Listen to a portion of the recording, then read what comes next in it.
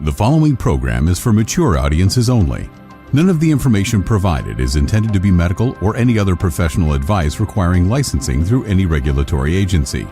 It is for entertainment purposes only. Listener discretion is advised. Hi, I'm Amy Satori. I'm an intuitive spiritual counselor assisting in raising the vibration of our planet. I was born with extraordinary gifts, experienced enlightenment for 6 months years ago, speak light language, and channel a being called Celeste, who is an ambassador for a galactic council of 60. I am able to scan your energy field for emotional blockages and talk to or aid in the healing of your organs using Qigong energy healing.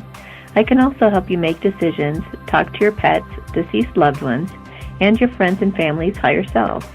I can help you navigate your relationships and answer pressing questions in your life by talking with the unseen world.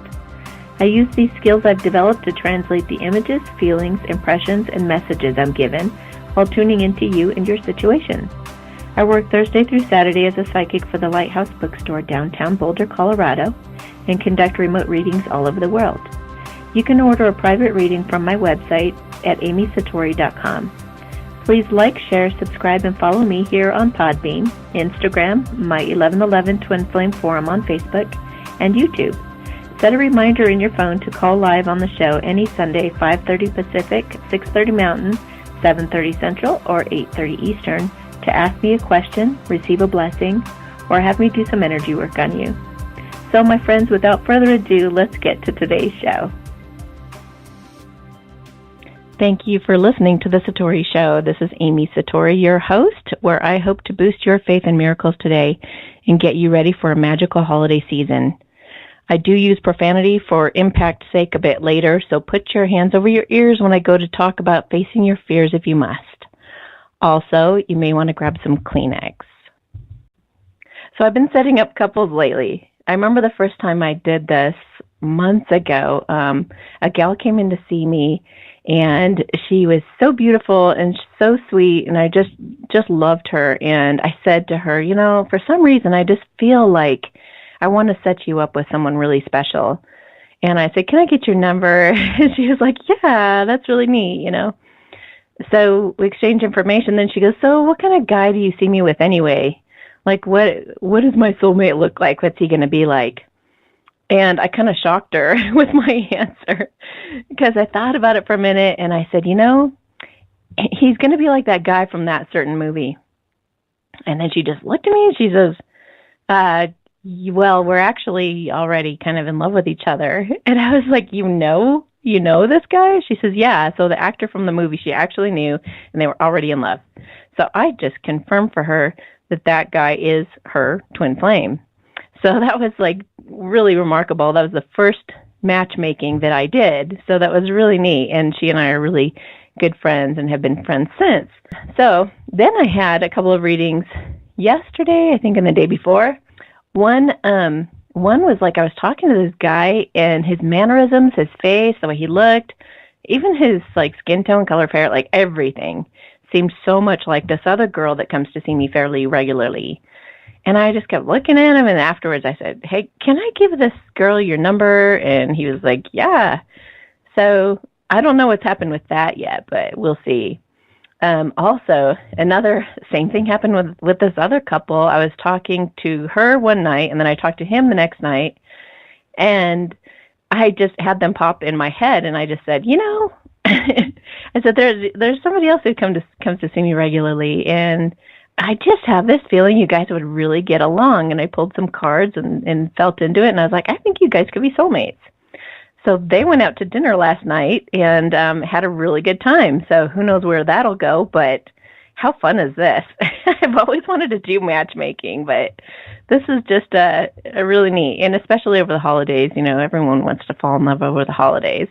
So Twin Flame reports this week. Union energy. It's a very transformative time right now as we're coming to the ultimate truth in all areas of our lives, shining a flashlight in even the darkest corners of our consciousness. Any unresolved mysteries are being explored and seen for what they truly are. You may feel a bit lost at this time as you sort through all of it, but it's just to help drive you deeper into your inner truth. This is also helping you release friendships whose expiration date has passed and bring you into your soul tribe. People you can truly be yourself with, however that evolves, and it will. Divine Masculines, you're asking those deeper questions about what you truly want and why. They're willing to finally get honest with themselves now. What do I need to leave behind? Drinking, drugs, escapism, denial, being a player, self-sabotage, not seeing what's right in front of them, that they've been blind to out of fear. Do they deserve what they truly want? And they're realizing their worth. They're willing to make those choices they've been needing to make, not for anyone else, but because they do truly want to be happy. Instead of making their divine feminine jump through hoops to get to them with all kinds of excuses geared toward keeping them at a distance, they're opening the door a crack and starting an inviting fire for them to feel they can enter, come sit beside them and have an honest chat where they might even be able to play and have laughter for the first time in quite a while. Their guards are coming down, you guys. Divine Feminines, you may be questioning whether to stay the course or whether you made the right decision or not if you have walked away. But it all happens for a reason and is all by nature's design. This is a time where we're learning to trust our own intuition over anyone else's intuition or advice. Everyone feels a bit in limbo at this time, but as long as you're doing what's healthiest for you in any given moment, you're going the right direction regardless of where the path leads or who it leads to. You're being rewarded or about to be rewarded for sacrificing comfort in what's expected for growth and self-love in many different ways, like money and new opportunities in all areas of your life. And you're doing a lot of examining at this time as well. The point is you are on the right path. You're about to see how it's all magically been aligning just as it is, just as it should, for your benefit. And I'm seeing lots of doors opening up for people as they're making these hard choices. Basically, we're going through a soulful, deep cleansing. Your path and the fog will clear before you, as you trust in the unknown at this time. So, Morris. In episode 22, I talked about my relationship with my deceased ex-boyfriend, Mo. Then last week, I shared a bunch of synchronicities as well. Some listeners of the show have even stopped by the lighthouse to see my Moldavite. After last week's episode, he sent a couple of songs to wink at me. Hold the Line, Love Isn't Always on Time, and I Believe in Miracles, You Sexy Thing, which not only correlated to the title of the last episode, but when I went to listen to the episode 22 again at the beginning, Kevin puts me on the spot and asks me if I have any words of advice. I said that 2018 was going to be a year of miracles. Crazy. Then I looked up what Hold the Line meant, and I found that it means to not yield to the pressure of a difficult situation. It's basically saying be patient, and you can't control it. Then, if you guys remember, a woman by the name of Bridget called in and was talking about how her son had died in a drunk driving accident at the age of 25. After the show, she booked a session to do a phone reading. When I went to call her, I noticed she lived in the very town Mo was from originally. So I asked her if she knew his family by chance. She said she'd heard the family name and maybe even his name, but didn't know anyone personally. I told her I'd give her a free reading if she could do a little investigating and get a picture of him for me. It's something I've been praying for years, and he refused to visit me in my dreams. He felt it would be too upsetting, and somehow I'd block out details of his face, or I had blocked out details of his face. You'd think I was psychic when I asked her, because she said she'd actually was known for being an amazing private investigator amongst her circle of friends and would be happy to help. I proceeded to do her reading, and I told her she'd be writing a book that would help bring awareness to the issue of people being able to leave a bar or not being able to leave a bar when they're too drunk to drive. I shared how Mo had done just that, and he was only 26 when he died driving home drunk. She had an epiphany the next day that our missions were one and the same. She contacted his uncle and requested an interview about Mo in the book she's planning to write. Within just a couple of days, I had 5 pictures, had seen his Facebook page, which amazingly had been kept hidden from us until that day, where he actually posted about me saying, just met the most amazing woman for the second time, stoked. which warmed my heart. It's become apparent to me he's trying to make this Christmas extra special for me. The story isn't over, as I'm planning to reach out to his mom at some point and perhaps provide her with a missing puzzle piece that could help her heal too. These are the types of things coming to light for healing at this time. I'm even going to start looking for our mutual best friend because I suspect he also needs to know I don't blame him. Thank you, Bridget, for all your help with this. I told her I think we're helping each other write each other's books. It's so amazing how life can orchestrate these miracles. So, honoring the deceased. A note on this. The thing is, when you lose someone you love, no matter the relationship, you tend to go through all these layers of grief. Who's to blame? What should have gone differently so there wouldn't be that outcome? Guilt over making the wrong decision. The problem is, when you make current decisions based on guilt over the past, you tend to overcorrect your steering and can veer right off the road into the gutter with a bottle of vodka, your friend. What Moes taught me is, once you pass over, you can still love the person tremendously, and people who die seemingly prematurely did so for a reason. It was part of their contract and what they came to Earth to do and experience. If you're a survivor like I am, you eventually have to ask yourself what the best way to honor them is. Is wallowing in misery going to physically bring them back? Will any amount of guilt bring anything good into your life? No, you'll just stay stuck and their spirit will just be watching you, wasting your life away, totally worried about you and your well-being. The best way to honor the departed is to let them help you, or even help each other like Mo and I have, and to live your best life possible so they can be the fuel to your fire, not the water dousing it out. In fact, you can create karma for them by allowing what they did to ruin your life. You keep them imprisoned. See what they did instead as being a sacred gift, a gift to catapult you into what they believe you can be, and allow them the privilege of being a part of making that happen. Make amends and make things right by not fighting against what's happened, but by raising awareness around it and making things right with them. So do what you have to in order to alleviate guilt and transform yourself and others who've been hurt by their leaving, and stop apologizing. It was supposed to go just as it did. Make a list of benefits and advantages as to why it happened and even needed to happen right when it did. Put the necessary time in to do a bit of homework in order to break free from your self-imposed prison. You don't need closure and can't truly find it until you go within and stop punishing yourself. Guilt and regret don't do any good for anyone. That's like punishing them for what they did when what they did was for your best good, and they'd not have done it. Trust me, I've talked to many souls on the other side. They always knew what they were doing, whether consciously or subconsciously, and it's always a loving act in the ultimate eyes of our Creator. You have to face your fears. Yesterday, I withdrew for a day and questioned everything and everyone and the deeper truth beneath it all. I meditated, prayed, and even questioned Mo's motives. It was our first fight. I wondered why he would be helping me find love. And was he really doing that, or was he putting me in the same situation that I put him in, where I'm pining over someone who never comes back? When I was pondering all of this, I heard him say, "You've got to be fucking kidding me." And I totally withdrew from him and asked for all ties with him to be severed. But considering this angle was important because I had never done that before. Sometimes you have to examine all possibilities and see things from all angles in order to see with perfect clarity. I had to go there. Then I had a good talk with him before bed after avoiding him all night diving into Christmas movies to escape.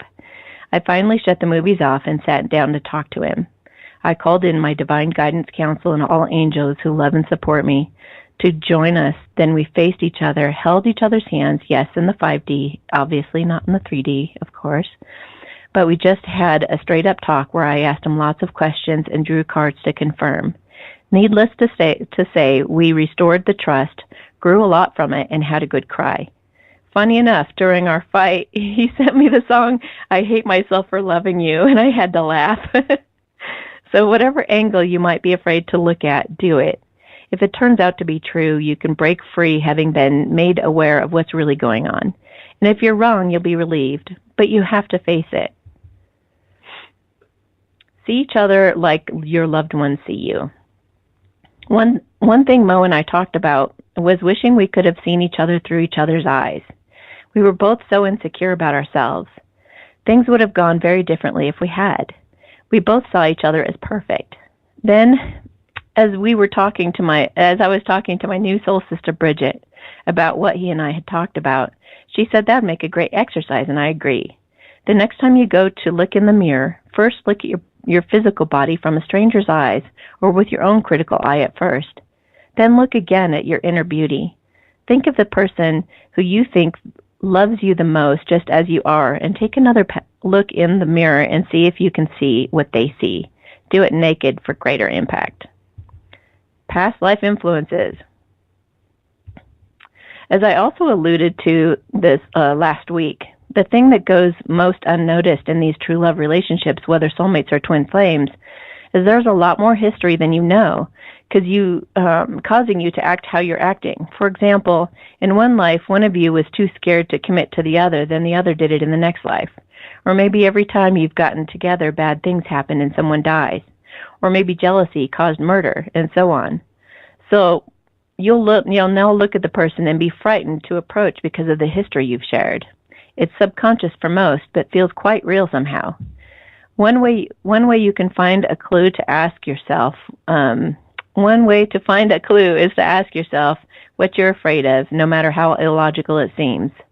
Then do a meditation and ask your guides to show you a past life where that happened with that person before. Trust what you're seeing and watch how the story unfolds. Most likely, there was an unhappy or tragic ending. Maybe you vowed never to love again, it hurt so bad. But take a look at that, then change the ending in your mind's eye. Either things go differently, or the way you look at it was different, so you were able to love again, for example. The way energy works is you can actually change history. It's more like you move to a parallel timeline when things did work out all right for you both. So now when you see them, you feel comfort and giddy instead, and you trust it more.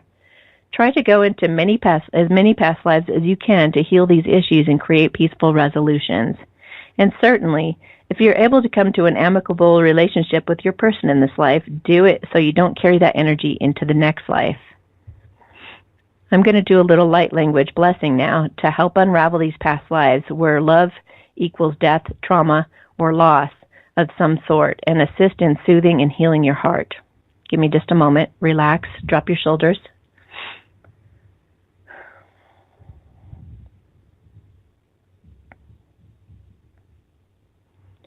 Ha'im sha'onta te'esa elehona akai hama okon sa cha'e hasat na teta ambokosa halashin sa tekebon sa elekari na tae hahau mo ojo sa naki na lai labu unsai amakai hashasansa sa leporona te'esa kapona aja ansaki pulaporona te'ets hahi imokotsa ala shasena kai.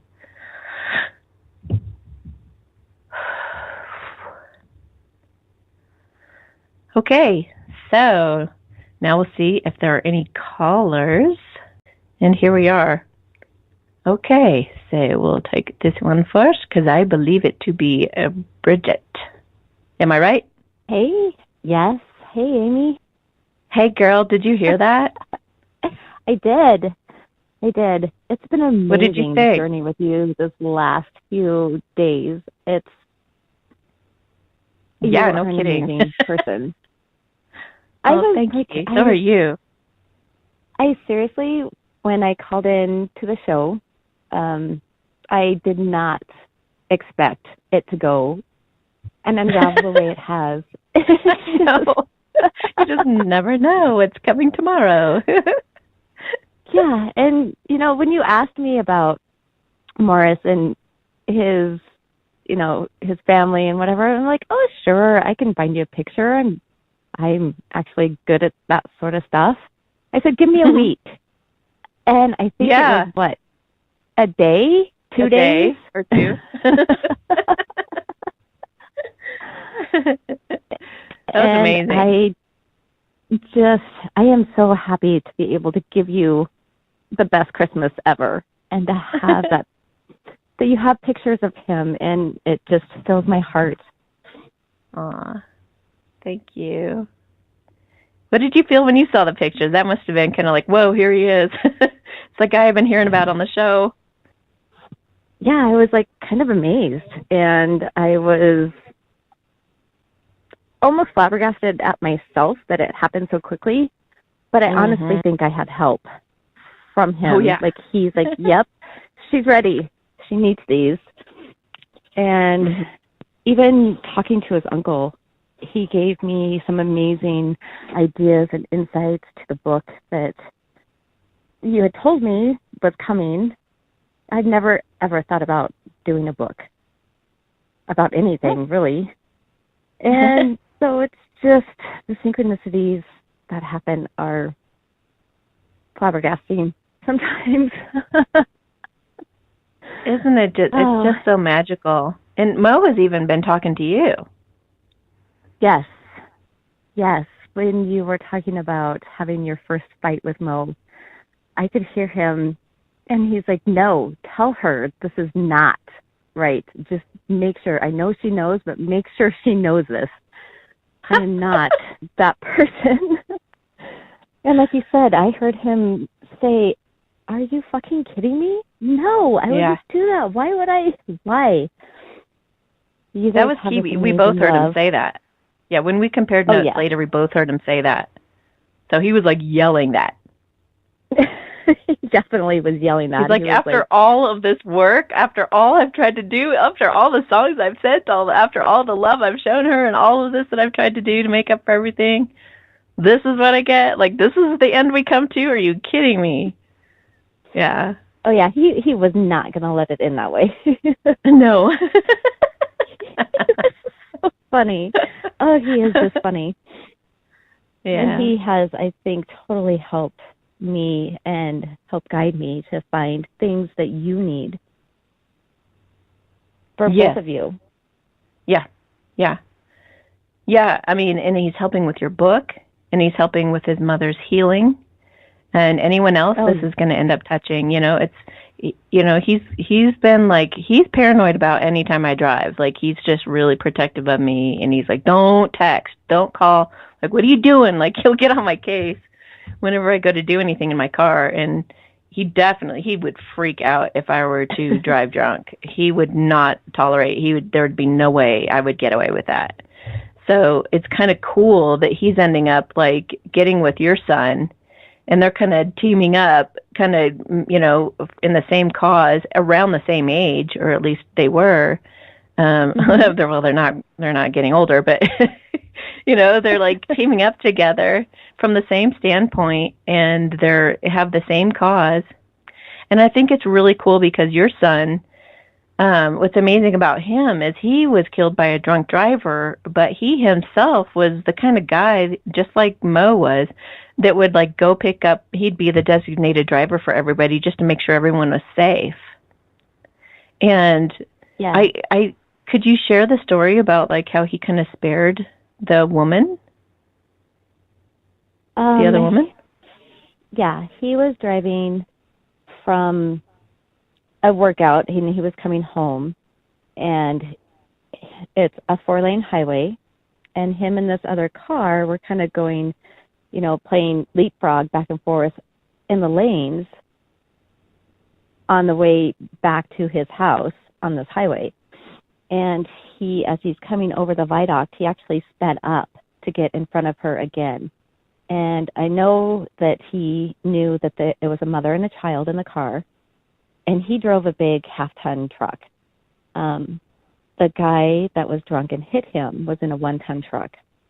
And my son knows vehicles. He was a car salesman. He knew vehicles inside and out. So I'm sure that he saw this other truck coming across the line, and he pulled in front of the car, and probably thinking that, you know what, I have a big truck. She's in this little car. I can take this impact. And she was to the left of him. No, the right. She was on the inside lane or the outside lane, whichever one it's called, closest to the guardrail. And he was on the outside lane. So he pulled in front of her and took the impact. And she was like right on his bumper. pieces of his vehicle hit her vehicle, but he didn't swerve. He didn't do any evasive maneuvers to get out of the way. And I know that he decided that he was going to take that. So a mother and her child would not be affected. They were not hurt. There was nothing. Give me chills. No damage to her vehicle, really, just car parts hitting it. And his car spun around instantly, blew up, engulfed in flames. The other driver, actually, his vehicle rolled, and they both died at the scene. But that's the type of person my son was. He would just be like, nope, I have to protect this other vehicle. It's a tiny little car. Mm-hmm. Have you talked to her? I personally have not talked to her. I have other children, and my youngest daughter has talked to her, and she had extreme survivor's guilt for a while. Oh, yeah, exactly. Yep. I know that one well. There's nothing she could have done. Nothing. And as far as I know, that she is much better about that. And she thanks God every day for my son and protecting her. Aww. I think you guys should talk. Oh, yeah, we probably, at some point, I will reach out to her. Good. And it'll be 2 years in February that my son's accident happened. And I think I said that on the other show, but it's just been an amazing journey. And now this book and everything that's come from that, it's like the total ripple effect. Yeah, totally. And what did you go through those stages I was talking about, just blaming yourself, blaming whoever you could, trying to bargain, like, how do I get them back? Like, what did you go through, and like, how did you get to where you are now? Well, it's funny because for the first probably 8 or 9 months, I don't even really remember a whole lot of my life. I know things happened. I know I can tell you things that happened. I just can't tell you timelines. It wasn't until almost a year after that I finally had my brain working again and starting to work through that. And I will tell people, people it's like, oh, it must be so hard, or it'll get easier. It never really gets easier. There's just days that are less hard. And I just have to remember that he's here always. And there's times where I can hear him, and I get this hugging feeling and this comfort feeling. And he's still there taking care of us, always. Yeah. He was doing that in his physical life, and now he's just there to be able to take care of everybody all at once. Be everywhere. So there are times, though, that it's like a wave just hits you and this grief. And I've learned to, instead of trying to shove it down and not acknowledge it, just to let it go. Tell everybody I'm having, today's a hard day.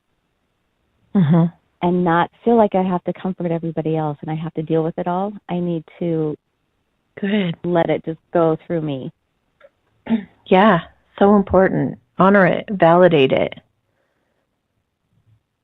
Yeah, and remember everything that he did good in this life. Everybody that he touched. I am so proud to be his mom. Yeah, he sounds amazing. I've heard some pretty incredible stories. Yeah. They really seem so much alike. So, yeah, and I had no idea about Mo. I'm just like, all right, I'll help you. Well, little did he know you had, that you were going to be healing your own stuff with him. Yeah, and that's the thing. Helping other people helps yourself. Yeah. And that's totally, I mean, all throughout life. If you're feeling down, if you're feeling sad, if you're feeling whatever, go out and find somebody else to help. Do something that helps somebody else. It's amazing how fast it lifts your spirits. That's so true. That's awesome. Well, thank you so much for sharing that with us. And yeah, I don't want to take up too much of your time. I'm sure you have other callers. Yeah, we do. Is there any final note though that you want to leave everyone with this holiday season? We'll talk more, by the way. We won't leave you guys hanging. The more this story unravels and we get to deeper levels of healing in this process, we'll keep you guys posted. We'll come on again. But for now, is there anything that you wanna say? I think the best thing is to do is spreading your happiness and joy to other people brings you so much more. Yes. You give it out and you get it back tenfold. You know, this actually kind of brings another thing up is I'm doing a challenge for the month of December. I thought it'd be really fun to do some kind of an act of kindness, a pay it forward type of thing to one person every day in some way. Wouldn't that be fun? So we're already 2 days in. Awesome. Yeah. And so what I thought we would do is, just doing something sweet for someone. A little thing. Yeah, just buying the coffee behind you. The person behind you, you're in like line at a coffee kiosk or whatever. For the person behind you. Yeah. Makes their day. Yeah. And then January 6th, we're going to have everybody call in with their favorite story from having done that all month. Oh, yay. So, can't wait. Yeah. Won't that be great? That would be so awesome. So, okay. Okay, well, we'll get to this next caller, but thank you so much, and I'll talk to you real soon. Yes, Amy. Have a good night. All right. All right, you too. Bye. Hey, this is Amy. Hi, this is Chrissy. Well, hello. How are you? I'm That's I'm funny. good. I'm Bridget's friend from Montana. Yeah. I've heard a little about you. Thank you so much for that sweet note that you left in the comments of the show. Oh, yeah, I was thrilled that you could help her so much. That was so awesome. She really needed that. Well, she's paying it back, I'll tell you. She's been such a blessing in my life. Yeah, that's just awesome that she was able to find all of that information so quickly. I know. Obviously, that was supposed to happen. Right? That's what I told her. I said, yeah, this is a God thing. Yeah. So what can I help you with? Actually, Bridget's the one who told me to call in. So I guess, I don't know. Questions about whether I'm on the right path, I suppose that would be the best place to start. That's so funny. That question is so affirming of the beginning of the show, which I think you probably missed because I started the show a little early. I did. Everybody's going through kind of they're in limbo right now, and they're kind of feeling a little bit lost, like I don't know what to do. But this time is about this is kind of like in the tarot. It's a moment that's like a mix between the Two of Swords and the Moon card. So that would mean that you're kind of, it's almost like you're in a foggy woods and you're not quite sure what you're stepping on and you're already committed. It's like you're already in the woods, you're halfway through to where you're going and you're standing there going, I guess I keep going this direction because I'm already headed there and it's getting really dark and I can't head back the other way. So it's kind of like learning to trust your instincts and your gut on going forward. And it's supposed to make you go deep. And like I was saying that I went through the other day, I was like, whoa, I'm blocking out everything from everybody, and I'm just going to concentrate on what I'm feeling deep inside.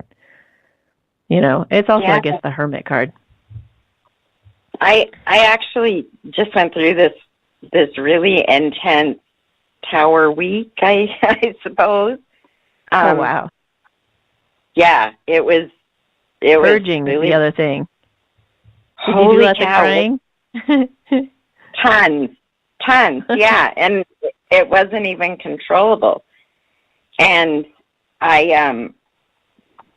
so when I came out of it, I guess I'm a different person. My life, up to this point, my life has been, I don't know the word to use, challenging, I suppose. Okay, and I understand that one.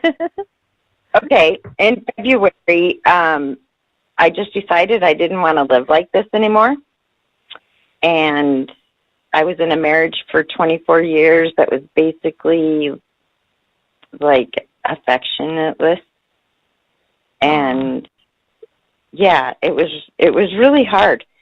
And yeah, it's like a switch flipped in me. I had been going to therapy for years, but all of a sudden this switch flipped, and so I started like doing spiritual research and things like that, and I started changing, and I think the biggest change probably came within the last week.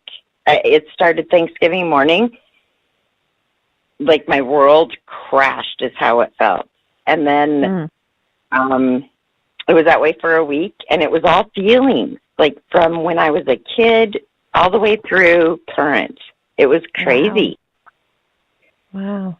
So I went through all those feelings, and I came out kind of a different person. I'm stronger, of course. Tower moments are supposed to make us stronger. I definitely did that. And I'm just, yeah, I guess I'm not as naive as I used to be. They used to call me, well, they probably still call me Pollyanna. But I know, right? Drives me crazy. But yeah, so now I'm trying to figure out what I do next. What happened to your husband? He moved out. He lives up in Saco. He's with his family, which is a good thing. Because throughout our marriage, he had always chosen his family over me. Okay. So him being there is where he needs to be. And I actually, I guess, got back in touch with a soulmate. That nice. We didn't even, this is kind of funny. I started babysitting him when he was 3 days old. When I was 11. That's almost creepy. Right? We joke about it now because I say, the creepy babysitter or the perverted babysitter. Yeah, it's kind of a joke. But yeah, he's awesome, and yeah, we're just having fun. No commitments or anything, just having fun. And he's probably at this point my best friend. He knows more about me than anybody.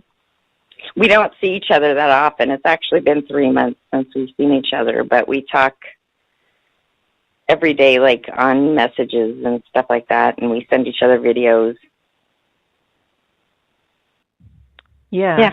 Those soulmate relationships are there to heal us. I mean, all relationships are there to heal us. But the soulmates are so soothing. They're just so good for the heart and soul. Yeah. Yeah, he's amazing. some of the best combinations. It's like twin flames and soulmates alike. Like true love, there's often huge differences in age and all kinds of things too. So, and it makes for great, like, who was just saying this? I forget who was. Oh, I think it was actually Bridget. I think she was saying, and this is the way that it's supposed to be with this person, but you should be different from each other. You should have a lot in common, but also be a lot different so that you can kind of bounce things off of each other and be able to, just kind of enhance each other's lives. Actually, you know what? I think Bridget's still on here. I'm going to unmute her. Hey, Bridge? Yeah. Are you still there? I am. Yeah, wouldn't you? Isn't it nice when you can actually kind of, I mean, I think it's so beneficial when you have these differences because, one of you is great with money, the other one not so much, and then one is like that, and it's like this really nice little dance. Can you maybe share with our listeners some of the talks you've had with your twin flame that have been like, I mean, I've heard some of these talks, and they're just pretty amazing how you guys kind of work through differences without fighting or anything. We have some amazing discussions about almost everything. It doesn't matter what it is. If it's religion, if it's politics, and it's just we kind of play devil's advocate for each other. And it's like, okay, so that's what you think, but look at it this way. Here's my side of it, and it is amazing that we can do that. I've never had that with anybody else ever in my life, that we can actually have discussions and both of us have different opinions about it, but it not turn into a fight. We can actually take their opinion and look at it from that point of view and be like, okay, so this is, you think about this, but what about this part? And just go back and forth. And it's so nice to learn and expand. Yeah. And both of you, be able to see the other side and different point of views and just bounce ideas off each other. And it's not, nobody gets mad that it's like, well, this is my opinion and you're wrong, or it doesn't turn into a fight. It's amazing. And it's nice that we agree on, most everything we agree on. And even if we agree on it, we can still, one of us will take the other side. Just to have the back and forth discussion and expand our minds and look at it from different points of view. That's so awesome. That's what we're here for. Yeah. And I think Chrissy has found that also. They're still working on it, aren't you, Chrissy?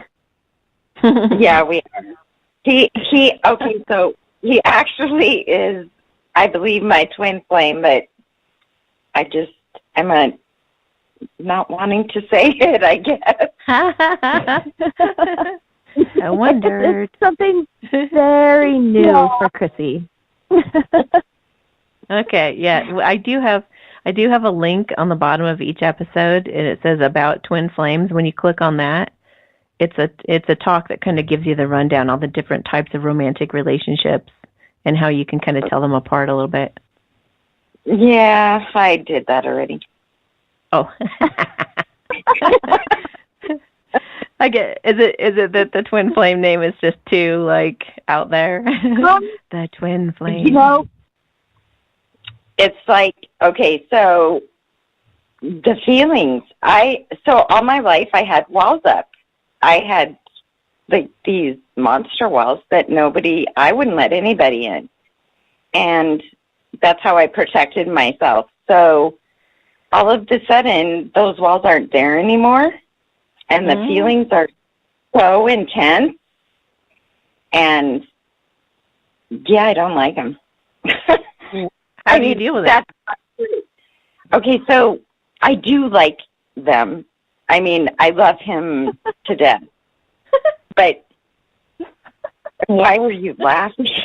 Because you said them. Just admit it. Yeah. You might have to explain Okay. that one. So I meant the feelings. The feelings. Okay. That's not him. No. I think he is amazing. Yes, I love him to death. And I love that we're together. I just don't want to go down the same path I went down before and end up, oh God, in horrible relationships, abusive, horrible relationships. And in all honesty, I have absolutely no guard up against him. And I hate that. Yeah, okay. So, Bridge, I don't know if you're recognizing this, but I think she's the masculine. Yeah. So, I mean, when we put it in that perspective, we start to understand their perspective.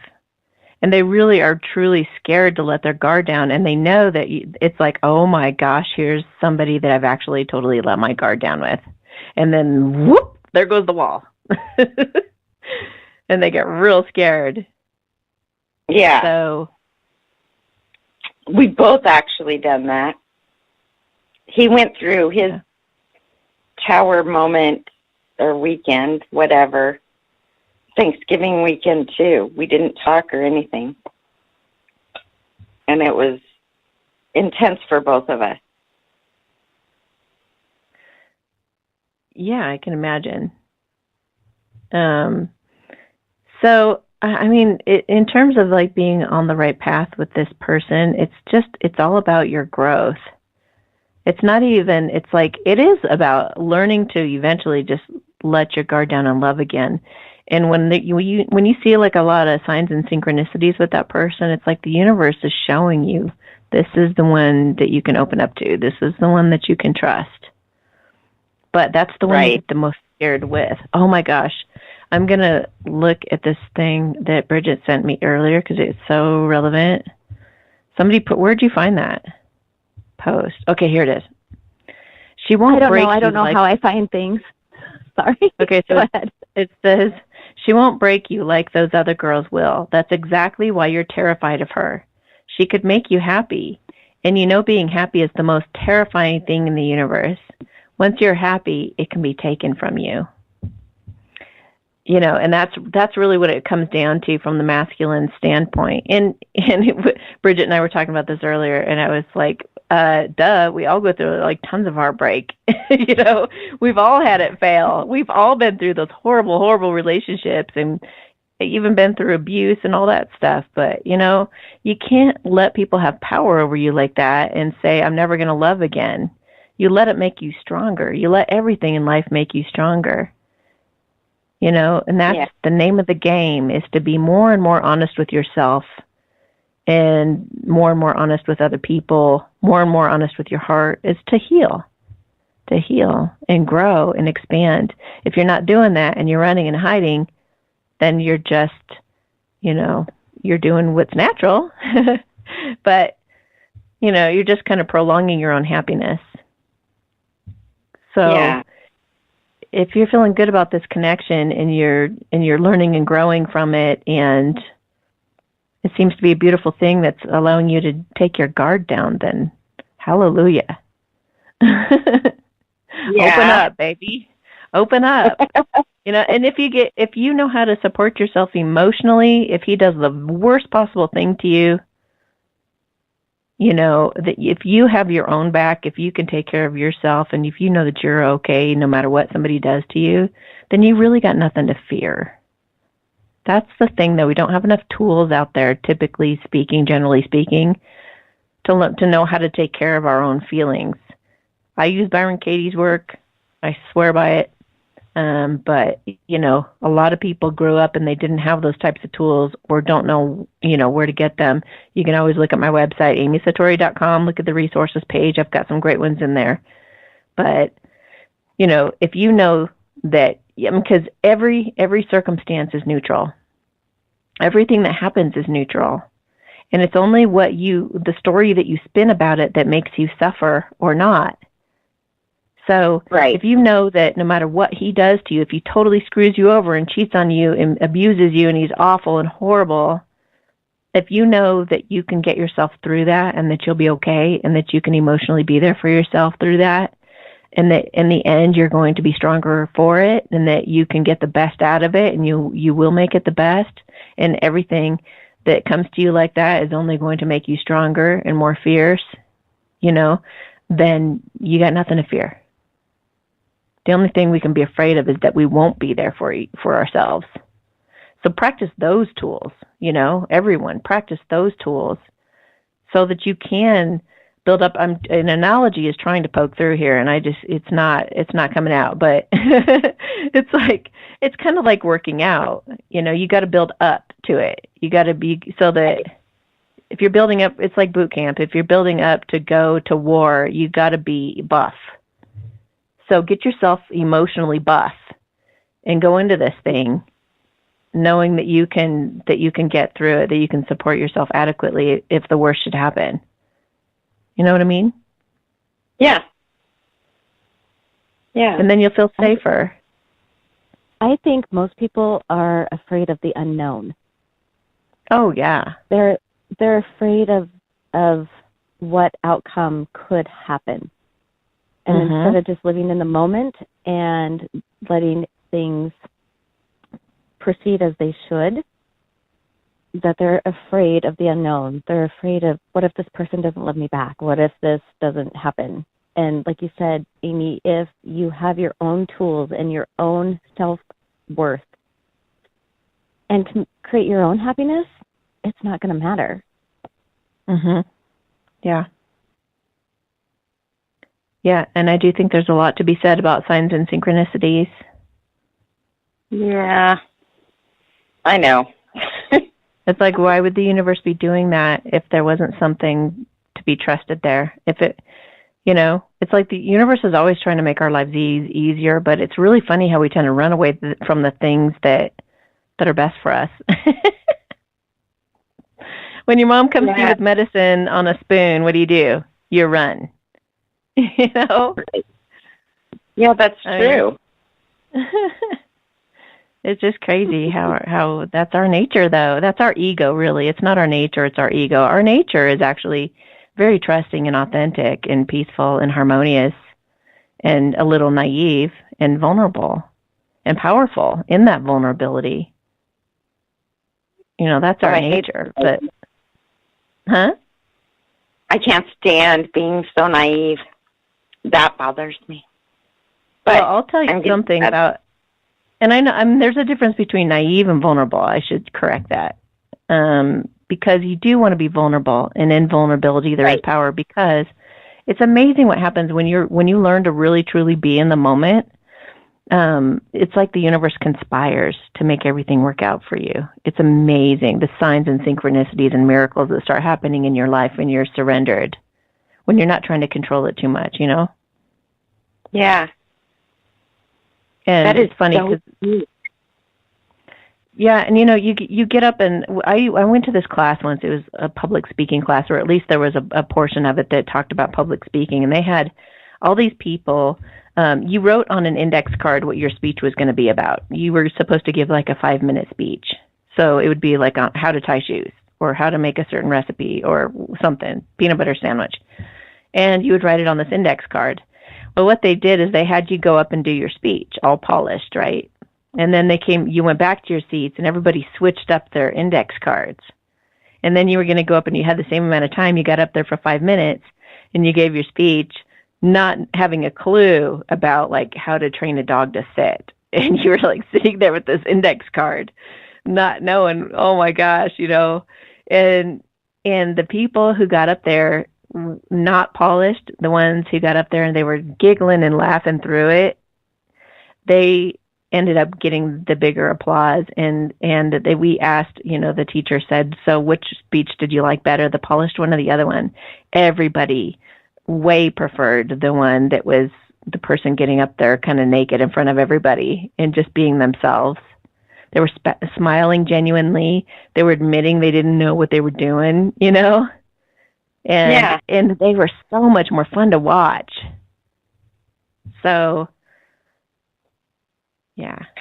When you can just be yourself and admit you are who you are, I mean, I think I was telling Bridget the other day too, that's like, I think I had a Ministroke years ago, and sometimes it was like overnight. I couldn't articulate certain words sometimes, and I'd just be like, how do you say, like, what do you, like, it would be on the tip of my tongue, and I couldn't find it. I was stuttering over my words a little bit, and it was really awkward and uncomfortable. And then, even an ex-husband of mine would be like, it's this, it's that, like he'd just try to blurt it out for me. And it was so embarrassing that I was doing that, but I knew it had to be a physical thing because it just happened overnight so quickly. And it was around the time that I met Moes, sort of.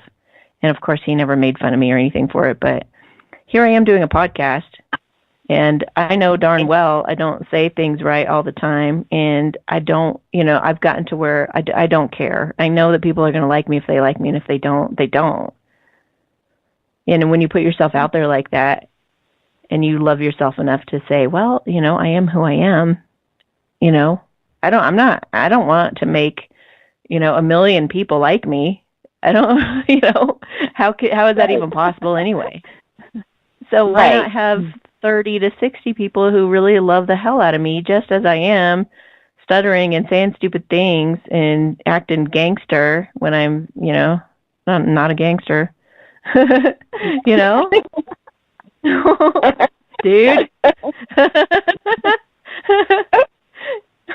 Oh my gosh. But I'd rather have those people around me who genuinely, they know what I'm about, and they know who I am, and they're cool with how I am. Yeah, me too. Anyway. Yeah. So all right. Are you? I was going to just say one thing.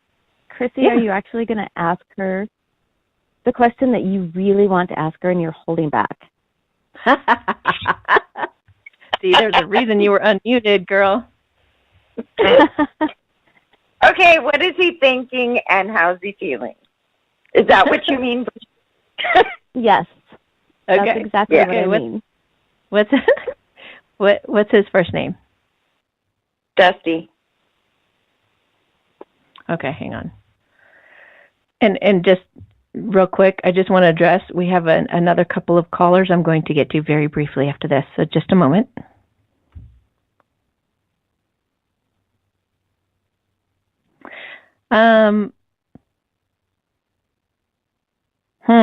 Haha. He kind of reminds me of like a bee buzzing around a flower, like going in and touching it and going back away and then going in and touching it. There's a part it feels like he lets his guard down around you too, and it feels like he feels great about that, but he's also like skeptical and like keeping his distance a little bit, and feels like it's like the weirdest mystery. And it's like he's looking at you like, I don't know what to think about this. But a part of him is like really excited.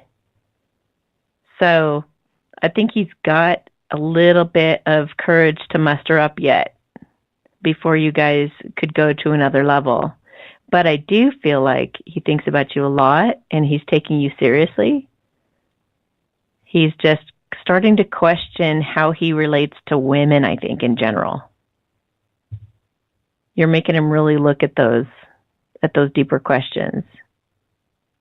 Yeah. Does that make sense? Yeah. It does. Cool. So, no, he definitely sees the potential is there for sure.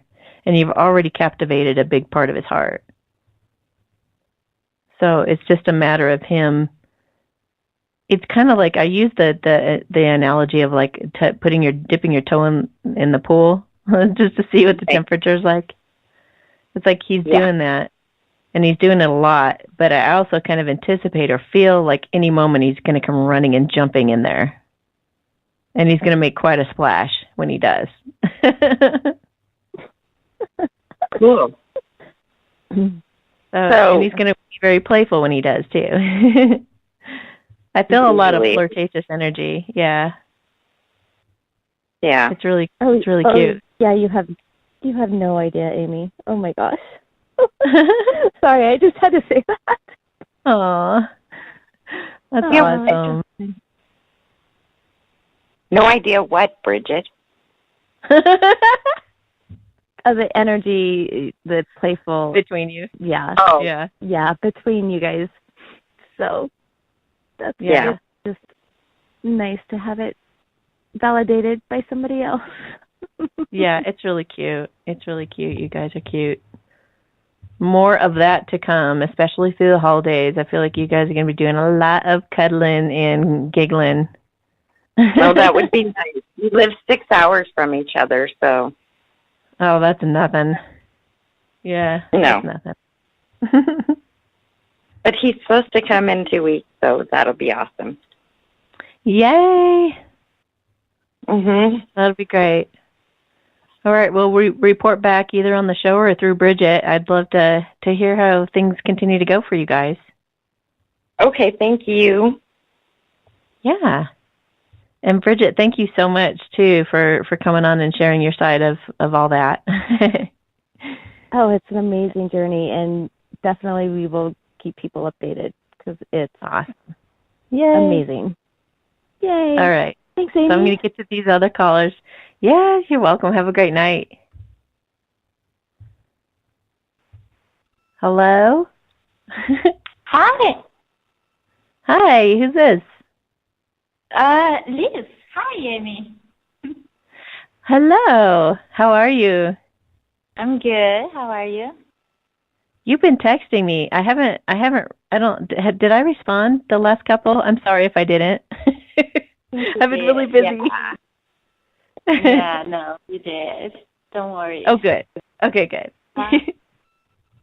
It's interesting. I'm calling today. I don't know exactly why, but I did. And I think what I want to ask you, if you can quickly scan my energy, like a lot of powerful things have happened the last couple of days, but especially yesterday. So cool. Okay. Yeah. The first thing they're saying is don't compare yourself to others. Okay. So they're saying you can do this. You're up for the challenge, and you're like stepping into it now. Like you've been passed the torch. So they're encouraging you just to not compare yourself with other people and to just step in it as that. Are you stepping into like a more leadership role, or what's happening? It feels good. What I'm actually more curious, things at work is going great, I think, and I feel it, and I'm actually very happy. But I think what I'm asking you, it's a lot of like spiritual growth. I think like I'm diving deep.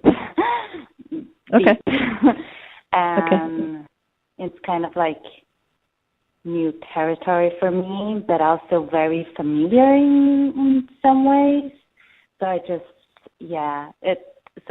think what you said kind of resonates of like not comparing, everyone has their own pace, I think. Yeah. Okay, hang on just a moment. Well, they're talking also about you like stepping into your power. I see your like solar plexus like lit up. So hang on a minute. Power. Yeah, I just get power again. Actually, it's funny because I'm getting the word fly. Fly. Like you're ready to fly. Yeah. And be free and soar. And it feels like you're actually, what I'm seeing is your energy is blending with things around you rather than there being such a definition of I am this person with this identity and the things around me are what they are. It's like the labels are dispersing or dispensing or just dissolving, I guess. And you're just becoming one with all around you. Eliminating judgment. And what does that mean? Eliminating judgment? Yeah. I guess that would mean you're not hard on people or hard on circumstances or things. You're more like accepting. You're more gracious. You're more tolerant. You can see behind things rather than just the superficial. You can see the deeper meaning of things. You're seeing with new eyes. Yeah. It's like you're seeing with new eyes. Yeah. It feels more trusting. It feels like you're more in the flow with the universe rather than needing to know the answers to get there. It's kind of like you've been placed on a water ride in a raft, and you're just flying down this thing. And you're just like, whee! Yeah. And you know that you're going to land in water and you'll be okay. You know, you're not going to land on cement.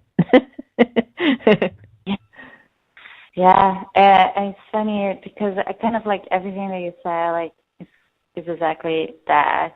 But at the same time, as I trust you so much, and I know that you perceive and you can feel and can, you know, you have this connection with your guides, with yourself, that I decided maybe I should just like give a quick call and just like kind of tune in, you know, or hear like a second voice telling me.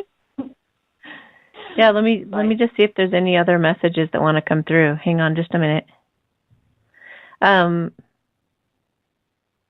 Okay. Is that true? Okay.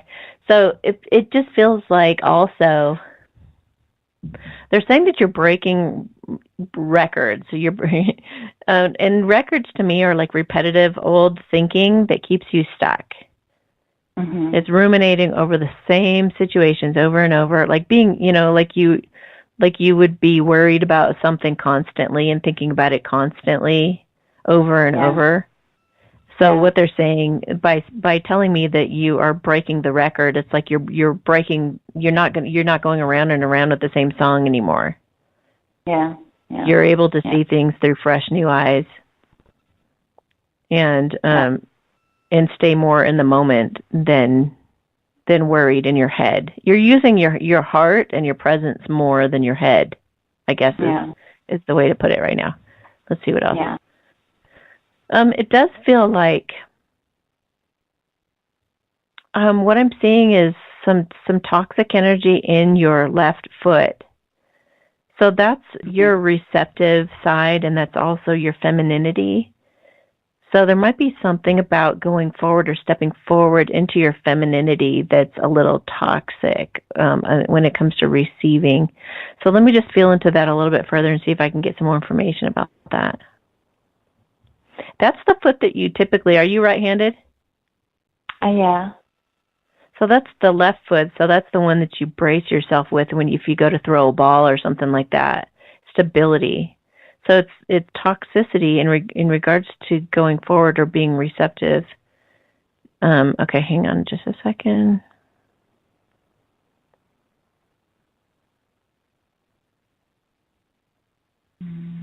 I feel like it's being unsure where to give.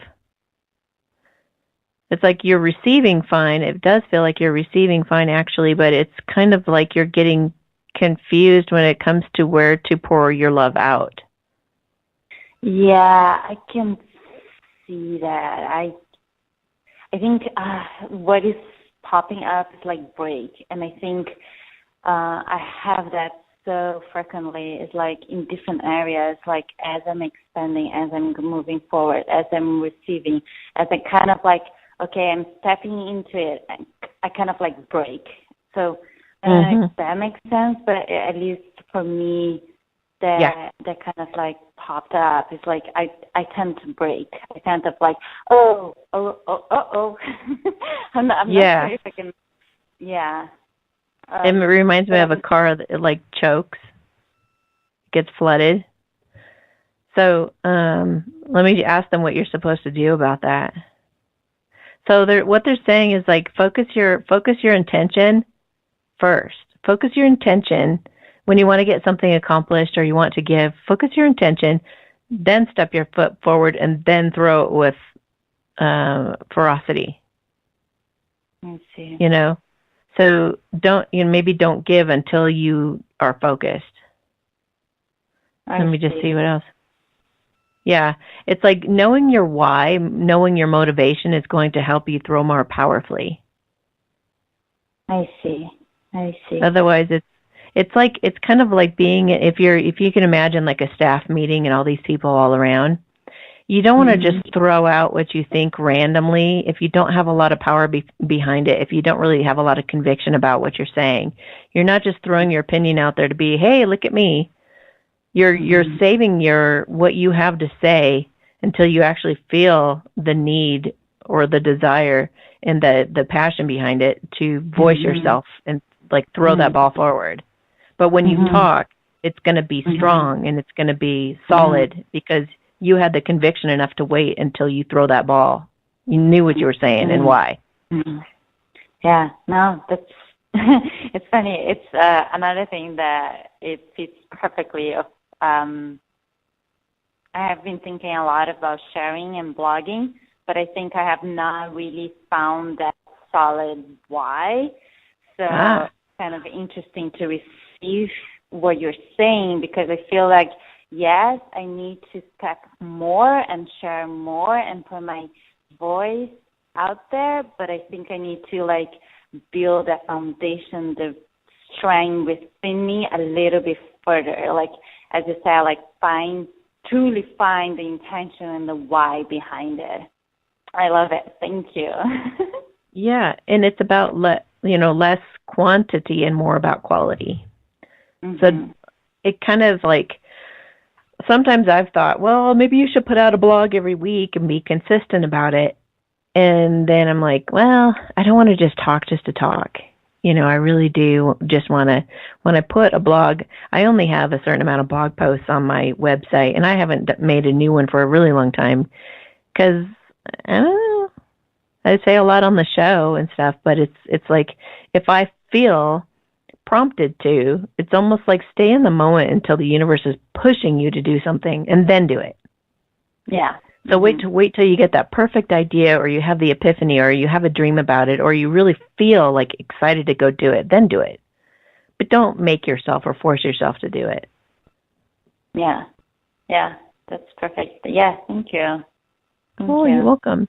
Is there anything else? We've got one more person to get to. No, that was great. Thank you. Yeah, you're welcome. All right. Yeah. I'll talk to you later. Thanks for calling. Bye-bye. Bye.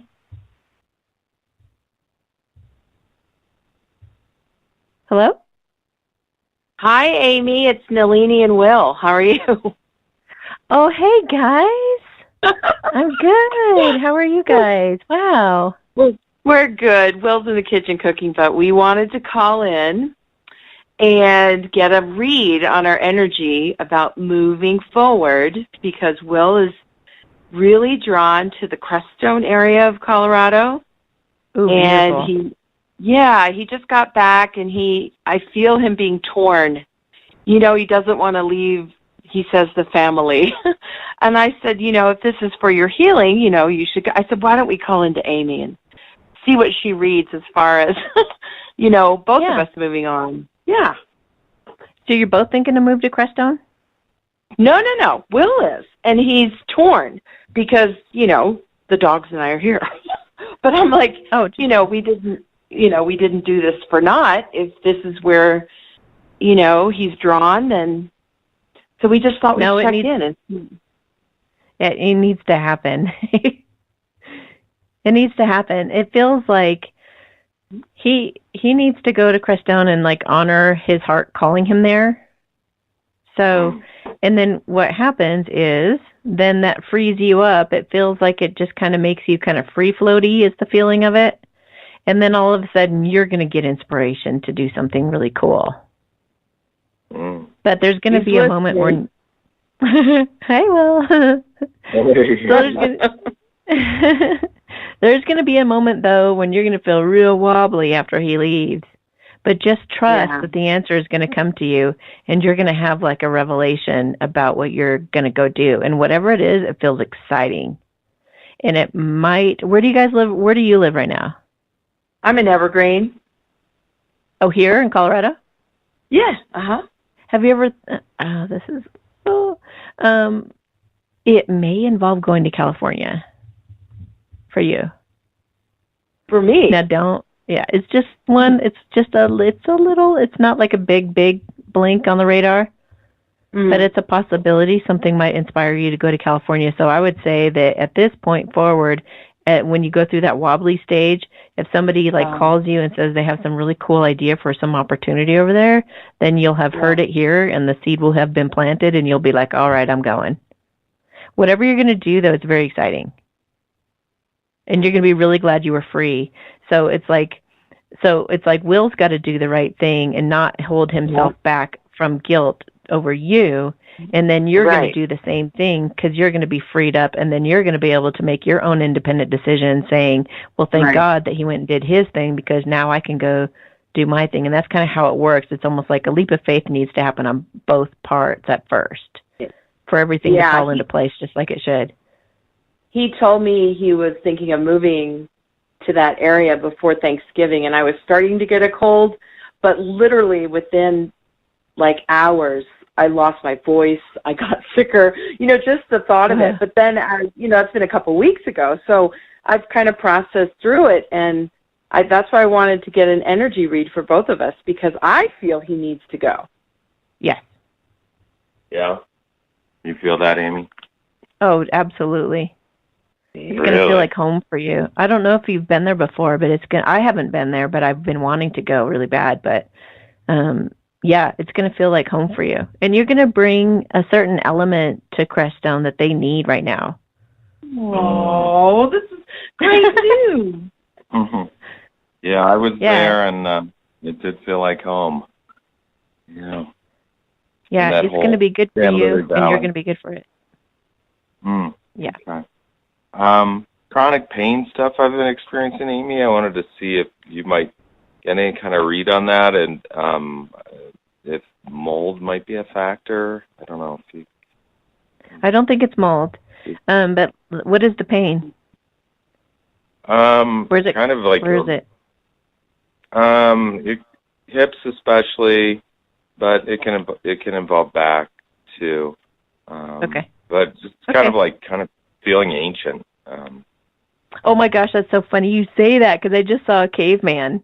That made me jump.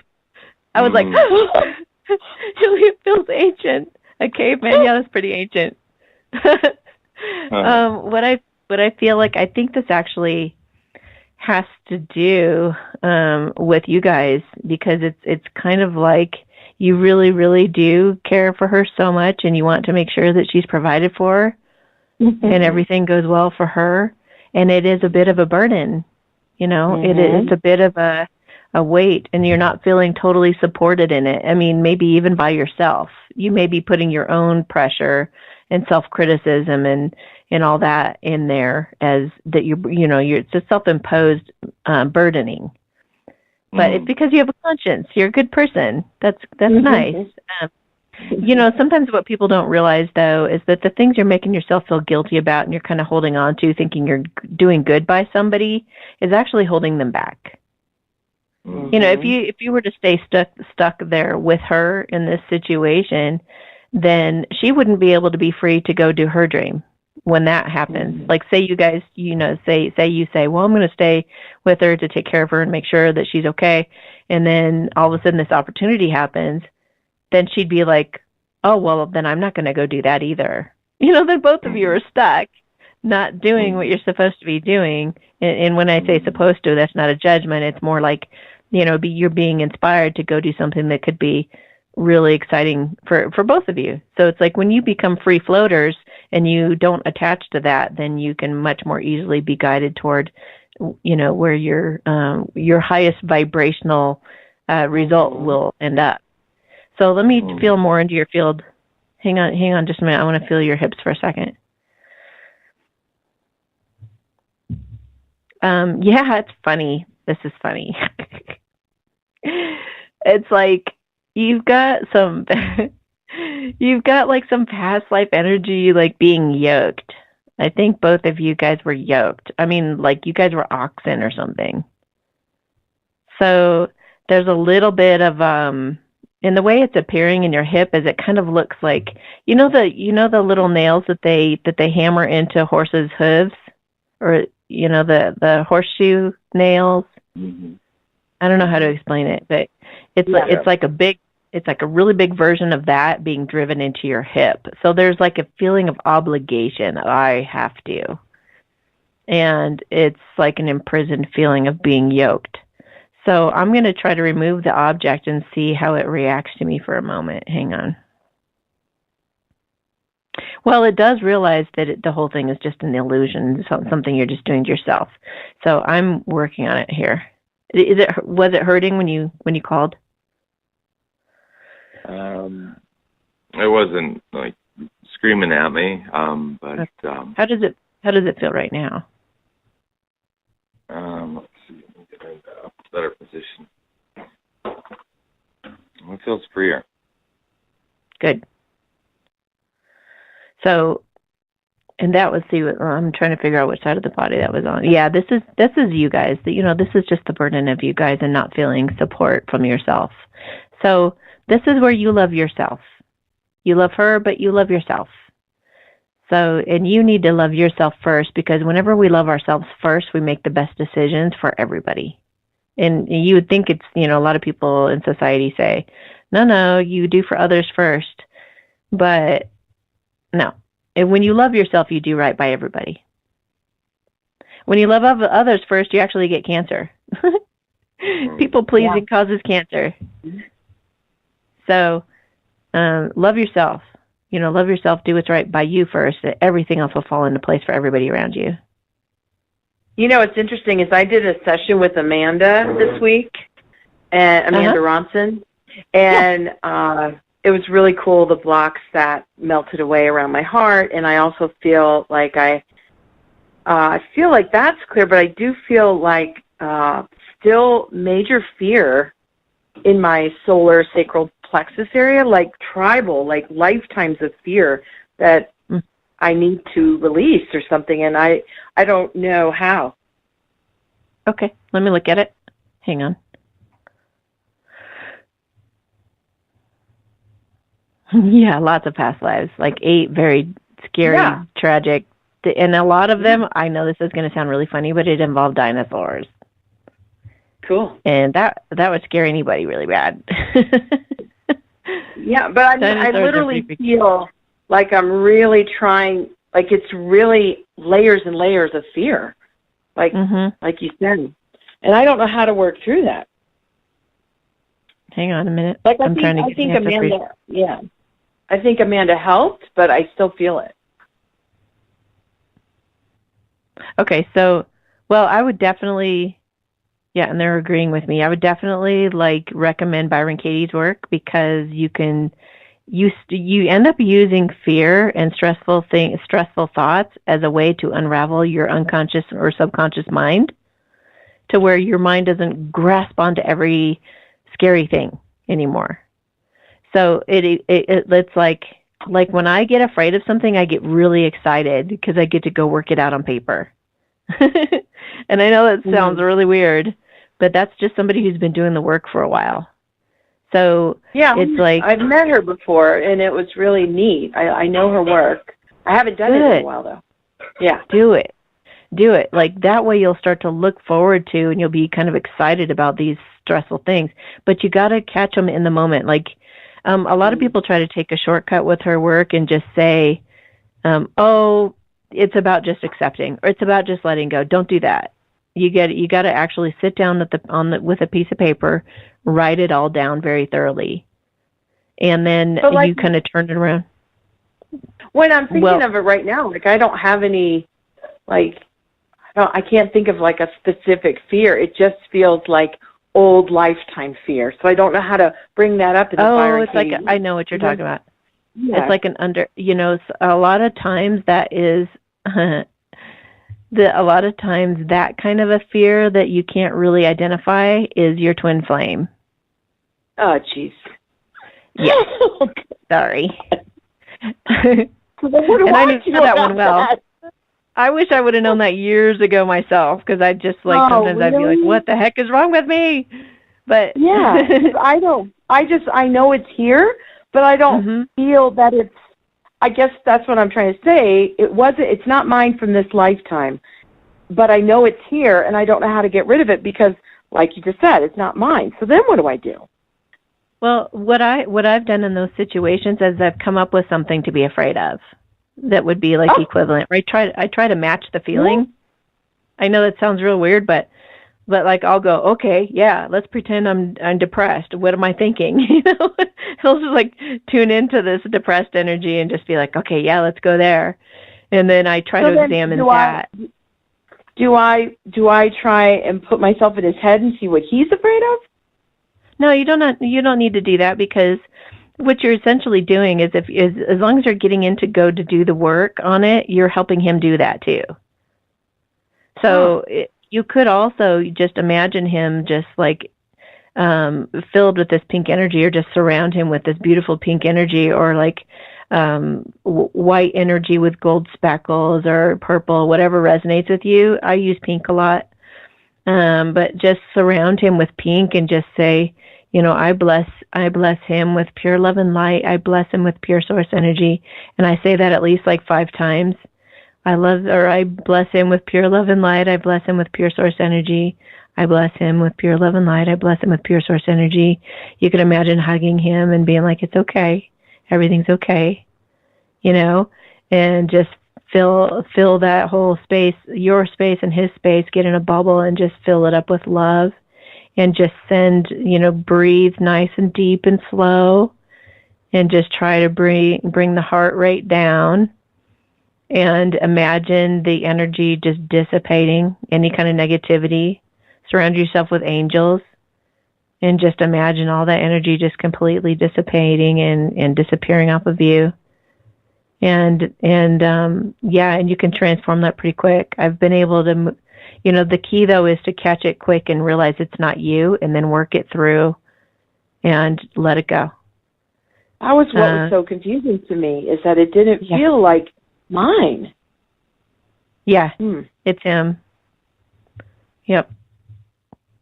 Okay. So, and it's kind of cool because like I've been able to shift him out of stuff like that pretty quick that way. Because, I mean, so especially if it's like out of nowhere and you can't identify with it. You're like, what? Yeah, I felt like I did a lot of that in November. Like things were coming up like out of nowhere. I just burst into tears for no reason.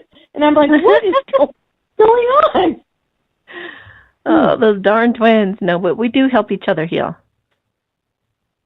Isn't that neat? Then when does it get to a point where I feel like I'm my own?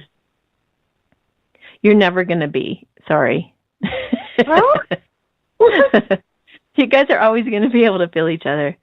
But, I mean, you know, it's like as long as if you can learn to just be really gracious with it and just move through the feelings when they come and go, and not make it, don't just try not to make it all personal. Try not to make it about you. Try not to go, oh my gosh, I must be depressed. Oh my, like just don't make up a story about it. Do Byron Katie's work or whatever on whatever thoughts on your part are being influenced. Because maybe, let's say, you start feeling depressed when you were just happy. And so you're like, what the heck? And then you'll be like, okay, well, I don't know. And then you send them a bunch of love and stuff like that. But like, or like, what if you don't do that? Okay, let's just say you don't recognize it and you're just like, okay, I'm feeling really depressed. And then you're like, yeah, my life is pretty miserable, and I don't even this, and I don't even that, and this isn't working out, and that's not, you know, when you start doing that, then you're like, you've just taken his pain, and then you've compounded it and made it yours. And then you're both going down the drain, and both of you are feeling really crappy. So that's where it's like, whether it's yours or his, it doesn't matter. Use it as a golden opportunity to bring healing to you both simultaneously. That's what I'm saying. Okay. Treat it as if it's your own. Try to figure out something, even if you have to make it up. I've had to do that before. Just act like I'm upset about something, and then I clear it out. You could even like, okay, so energetic-wise, here's another little fun thing you can do, and this is Qigong. You can place him in front of you, and you can, or both of you, your one body, I guess. You could just put the one body in front of you as both of you combined, and you can imagine his body being like invisible, and then you look for the problem, right? So you scan the energy and you look for any colors, textures, shapes, or anything that seems like out of the ordinary, or just that's there. Because if you're looking, it shouldn't be anything there except what you're supposed to see. So if you see something, try to wipe it away, or try to pull it off, or try to scrape it, or whatever you need to do. Like, try every tool you can think of to work with that energy, or to send loving, healing light to it, or soothe it, or work with the energy that you're seeing in front of you, and you might be able to transform it without even addressing what the issue is. I feel movement about the fear already. I don't know if you've sensed a change. Yeah. So I want you to just practice right now for just a minute. Look at what might be there right now. When you see the two of you combined in front of you, invisible, is there an energy that you can detect? Yeah, I see like a solid, black, heavy, dense block inside of him. Like it's black and solid black, square. Like great. Perfect. Okay, so what happens now? Go to reach in and pull that black mass out. What happens? It's so heavy. Okay. So it's heavy. So what do you do when you find a heavy object usually? How do you handle that? You probably squat down and get your arms wrapped around it or something, right? Try doing that. Try lifting it, but protecting your back. And lift it out of his body and think of where you're going to put it. I feel like exploding it into a million pieces. Okay. Where are the pieces going now? Well, I bring it out of him, and then I just kind of what's that word? It just disintegrates. You know what I mean? Okay, perfect. So what's on there now? What's on him now? I don't think feel cloudy. There's not a lot of clarity. I was just going to say, okay. So from this point, because it just kind of disintegrated, it didn't really go anywhere, you might have to vacuum the area out, or you might have to wipe it clean. Just like with a mirror, how it gets cloudy, sometimes you have to spray it with a Windex and paper towels. Try doing that. Try spraying his field or doing something to his field where you're trying to just get rid of all the fogginess. Vacuum the fog away, or spray it with Windex. Just see what works in order to make it clear. Try that for a moment. Yeah, that's working. Okay, good. And always remember too, if you're doing this type of work on somebody, and you usually don't ever do this to somebody that's not your twin or you. In other words, you and your twin are the same, but like with other people, I don't do energy work on people without their permission. So I just wanted to add that out there. Unless you're just sending a blessing. A blessing's always welcome, that's fine. And people can reject a blessing too, but you would feel that. But anyway, always know that when you're doing this type of work with him and with you or with you, then you can always call the angels, and they will always be able to clear whatever it is. But always try it on your own first, because they're like your plan B. So if I were to, I've found myself in certain situations where it's almost like somebody got shot with a gun and the bullet is still in them, and I'll try to work it out in so many different ways, and I'm just sitting there, it's not coming out. I'll try to even use my mind. Maybe if I can get it out telepathically, and then it won't work, and then I'll try twisting it, and now it won't work. I try to wiggle it. I try so many different things, and maybe it won't work, and I'm like, the bullet's just in there. It's just not coming out. So then that's the point in which I look up at the angels, and I'm like, can you guys take care of it for me? And they usually reach down with like a nozzle vacuum cleaner, and they go whoop, and it just goes. So they're a fail-safe. They will always be able to do it.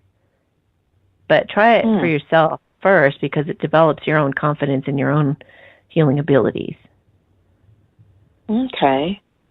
I have one other question. Do you feel better? I think I do. I do feel better. How does the energy read on me? Great. Oh, wait. There's somebody, it feels like a grandmother kind of energy that was negative in your life on your mother's side. And I think she kind of taunts you a little bit. I don't know who this would be. This might be one of your grandmothers. But it feels like a naysayer, a doubter. Could actually be my mother. Oh. I didn't know my grandmothers. But my mother is sometimes that way. Okay. So I'm going to ask your guides real quick how to deal with your mother when she acts that way, okay? Mm-hmm. Okay, so humor her, validate her.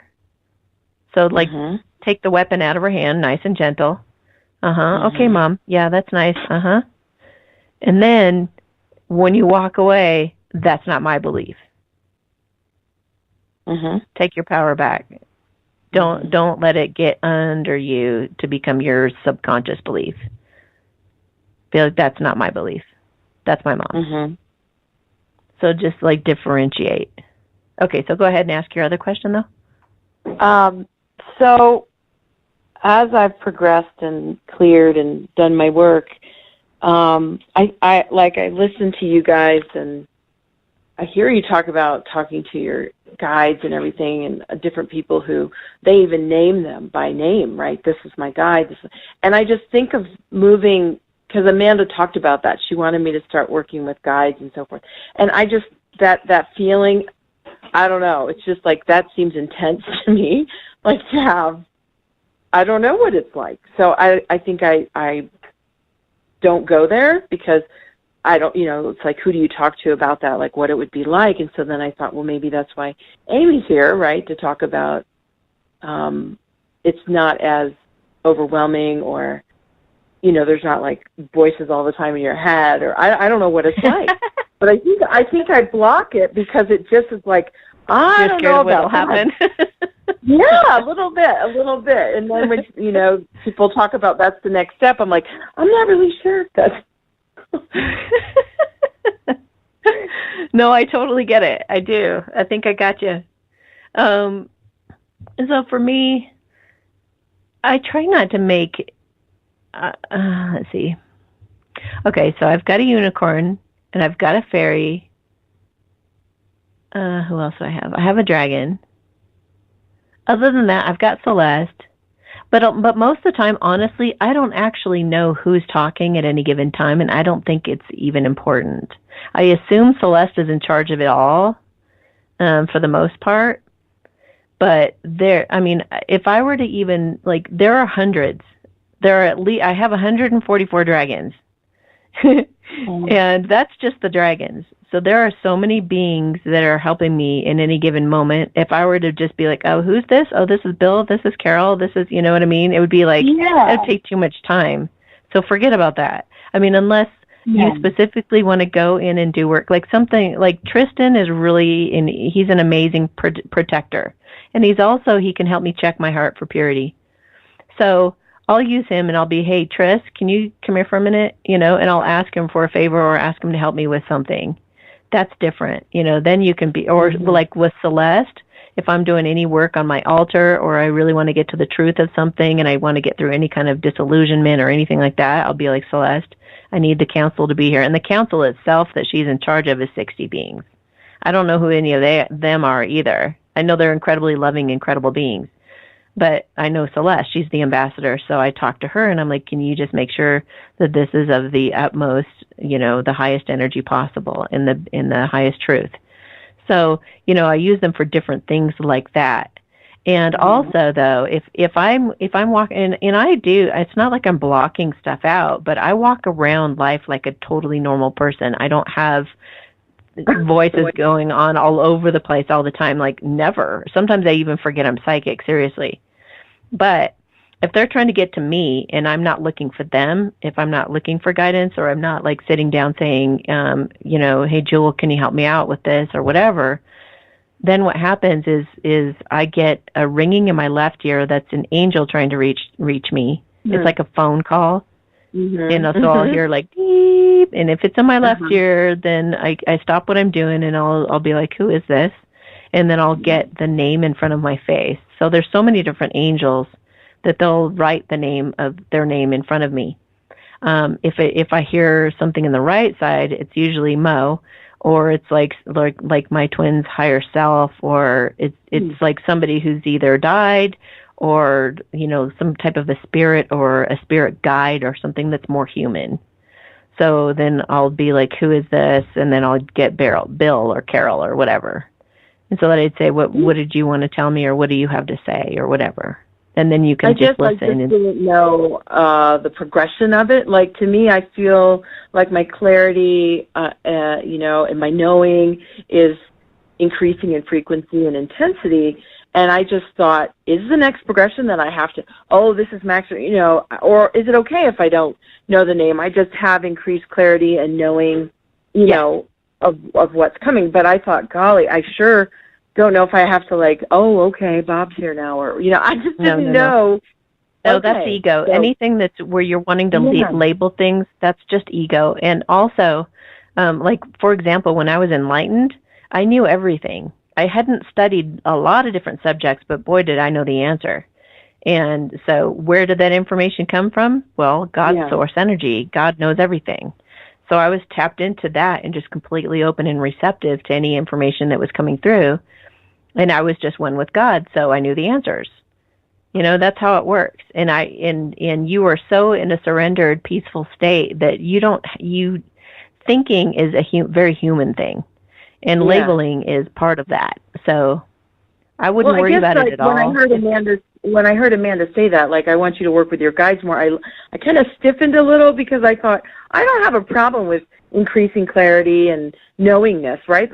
I'm good with that. But I didn't know if there was a certain path I had to follow. I wasn't really interested in that. I was like, I'm just open to, information from different, data streams, if you will, right? I have no problem with that. I mean, I've had times where I've been in a session with someone, and I can tell there are 5 to 10 beings trying to speak at the same time. And they're all very excited, and they're all expressing a little variation of the same idea. And I'll just be like, stop it, you guys. I need one stream of information. Can you guys all feed it into one? It's like a funnel. Can you guys just funnel it into one idea you guys all have a consensus on? And they do. And I'm like, I just want the one thing. Yeah. Yeah. I feel much better now, because I just thought, oh gosh, is this the next level that I have to go that way in the path, or can I just feel more open, and that's why I'm getting more clarity and knowing in increased frequency and intensity, which is fine. But I just didn't, I don't know, I just thought, golly, I've just seen other people with their guides, and these are the certain guides, and this is what, and I just thought, I don't know, I'm not attracted to that, I guess. It doesn't feel resonant, I guess. It doesn't really have to be like that. I talk to some people who are in order to be a shaman, do you have to go through, then you have to graduate to be a Reiki master, you have to go through steps 1, 2, 3. There are a lot. I mean, for people who are real linear like that, there are a lot of processes that you can do to make yourself feel better about being certified in that field or whatever. But that's by no means the only way. Yeah. I learned 3 levels of Qigong, and I don't do the Qigong like I was taught at all. Mm-hmm. It gave me a foundation, but I made my own thing of it. So, and you can make up your own system with your guides and everybody. You can do everything. You can say, blue means this, I want red to mean that. When birds fly by me, it means this. And when a cat crosses my path, it means that. I mean, you can make up a whole, a whole language and a whole system and a whole code that's all completely unique to you. And your guides will talk to you through that code, because they're looking for a way to connect to you. That's why Tarot works really well, it's like a code. And once you understand the language, they can come through so much better and easier. But you can make up your own code. It doesn't just listen to your own intuition. And I guess you should also, I set the intention for everything to be of love. Yeah. So if you ever feel like anything is negative or anything like that, then you just need to set your intention to love again. Okay. The other side, the darker side or whatever you want to call it, is not going to come near somebody. I feel a lot better. Thank you. Thank you so much. Good. Just stay in your light. Keep your focus and in your intention on just being love and light, and it won't come around. Because I deal with a lot of crazy stuff. Yeah. Yeah. Okay. Thank you so much. I appreciate all the help. You're welcome. Have a great night, you guys. Tell Will I said hi or goodbye. Okay. Bye. Okay. Bye. Bye. Okay, so in closing, remember that we have a couple of upcoming shows to take note of. The holiday show, December 18th. I want to do a show on that day in honor of my deceased mother. That was her birthday on the 18th. So I thought it'd be really cool for you guys to call in on that day and share holiday stories, holiday memories from growing up or even this year or whatever you feel like sharing. That way we can listen to that show whenever we want to, and, while we're opening presents or while we're at Hanukkah or whatever you want to do to get in the Christmas spirit or the holiday spirit. Then you'll have a show to listen to that'll just warm your heart, and we'll have some really sweet stories to have on that show, hopefully.